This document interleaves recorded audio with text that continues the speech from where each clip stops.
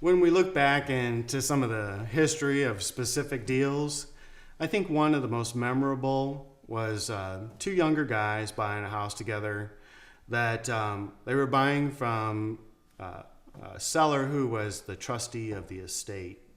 And of course, the trustee thought the house was worth quite a bit. And the buyers really liked the house, it suited their needs.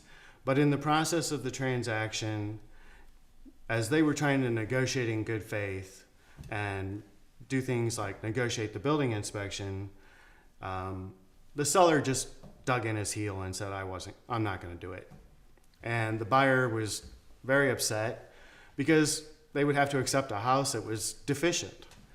And when we got down to it and I had an opportunity to sit down face to face with them and discuss their circumstances, yes, the seller was refusing and not cooperating, and the buyer had a choice.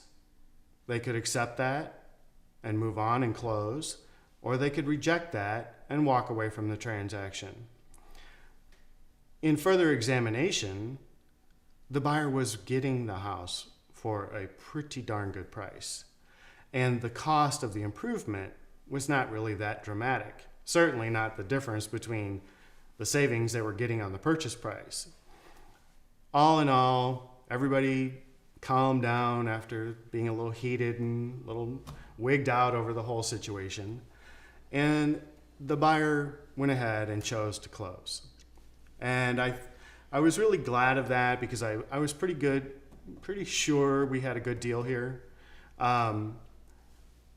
I only had it reconfirmed when I ran into one of the buyers 2.5 years later, and they were actually clients of one of my associates, and they had resold the house and moved on, and I really loved it because the buyer came to me and said, "I am so glad you got us to see reason and to close on that house, because in 2.5 years' time, they made $40,000 in equity gain, and they were able to take their $40,000 and move just a couple blocks over, but to a house that was 50% larger than the first house. And had they not had the $40,000 profit, they would not have been able to move to the bigger house." So all in all, again, it's going back to focusing on the goal and evaluating each and every element and circumstance involved objectively. Is it in your best interest? Maybe the other party isn't doing what they're supposed to do. Maybe they're not being cooperative. Well, that's something to evaluate. But, do you really want to throw in the towel when it is a good deal? So my goal is always to get people to discuss and talk and really look at these situations.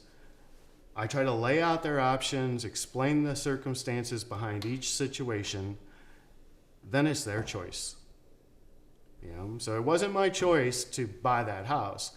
I just told them what their options were. They made the choice, and the end result was a good one.